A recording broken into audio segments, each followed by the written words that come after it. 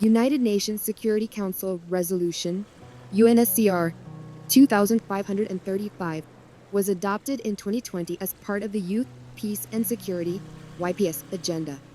This resolution highlights the meaningful inclusion of young people in peace processes and humanitarian action, as well as the protection of youth peacebuilders and the spaces they work in. UNSCR 2535 establishes that member states and governments must comply with 1.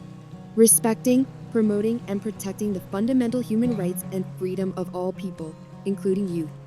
It also calls for guaranteeing equal access to justice and maintaining the integrity of the institutions of the rule of law. Moreover, it is important to create a safe environment for young people who work for peace and security, protecting the civic and political spaces and condemning hate speech and violence. 2. The resolution expresses its concern for youth who represent a big portion of the civilian population that suffers the adverse effects of conflicts, which has significant consequences for long-lasting peace and reconciliation. 3. It also reaffirms that governments and national authorities have the main responsibility of establishing, promoting, and steering the priorities, strategies, and activities with the objective of consolidating and sustaining peace. 4. Recognizes the importance of civil society, including local organizations in the territory, youth and women's organizations, to consolidate and sustain peace. 5.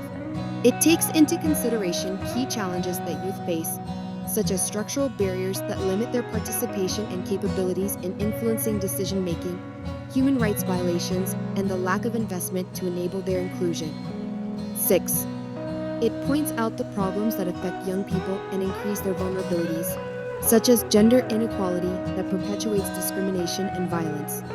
The resolution includes concrete provisions for governments and member states regarding the inclusion of youth in peace and security.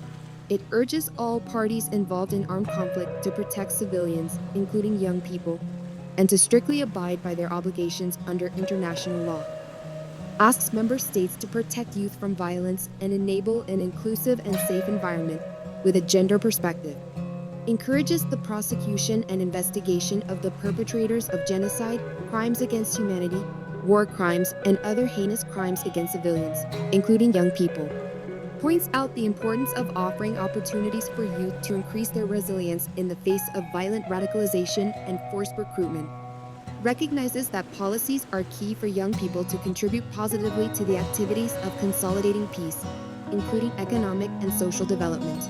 Acknowledges the meaningful participation of young people in planning and response to humanitarian crises, conflict, and post-conflict situations, to prepare and respond to extreme weather events, disasters, and other disasters exacerbated by climate change.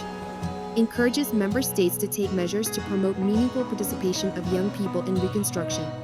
But what are governments and state institutions doing to advance the implementation of UNSCR 2535? Are you unaware?